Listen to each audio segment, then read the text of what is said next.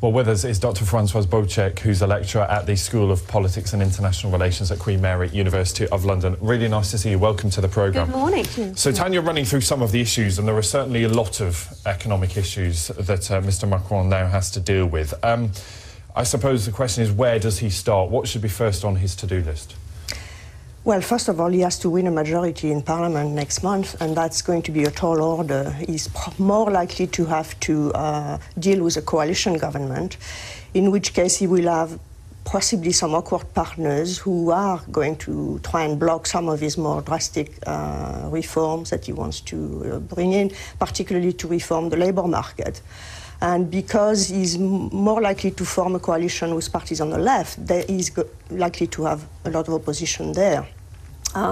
Plus, he will have to contend also with the power of the street. And in France, whenever there are any large, important reform of social policy or economic policy, there's usually people come down on the street. So, listening to you and on what you just say, you just think, has he got any hope at all? Because he's going to have a sort of a coalition, difficult government. Also, he's got Front National as the main opposition, the power of the street.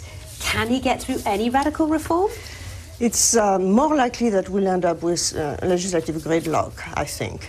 So, he's threatening to actually push these labour reforms by presidential decree. And the French president does have these powers.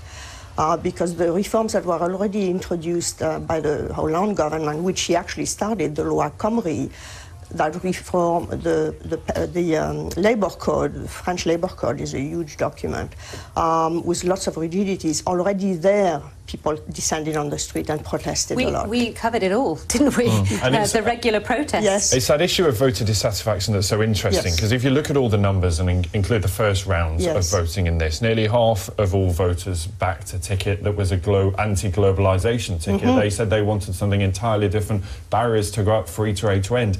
And he will have to recognise some of that, will he not?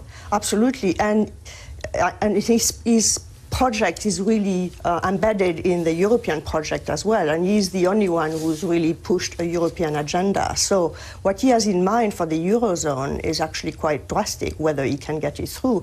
He wants major institutional changes. He wants a Minister of Finance for the Eurozone countries, and he wants a Eurozone Parliament. And he has even a vision of bringing about a transfer union, fiscal federalism, which Germany will not go along with. But that's kind of his vision. So he's very likely to also come up against opposition because of his approach. It's almost dirigisme on a European scale, really, what he has in mind. That's all we have time for, which is a real shame. But just to ask you, which part of France are you from? I'm from Brittany. Brittany? Which actually is one of the highest regions to go for Macron, a huge majority in favour of Macron. Very interesting. Thanks for coming in this morning. We appreciate your analysis. I used to live in Britain. Did you know that? You did? Oh, Yeah, in Brest, right on the coast. Oh, that's where I'm from. Yeah. Just outside of Brest. Yeah. Hey, you Lovely two should go for coffee. Compare notes. Yeah, lovely part of France. Great coastline.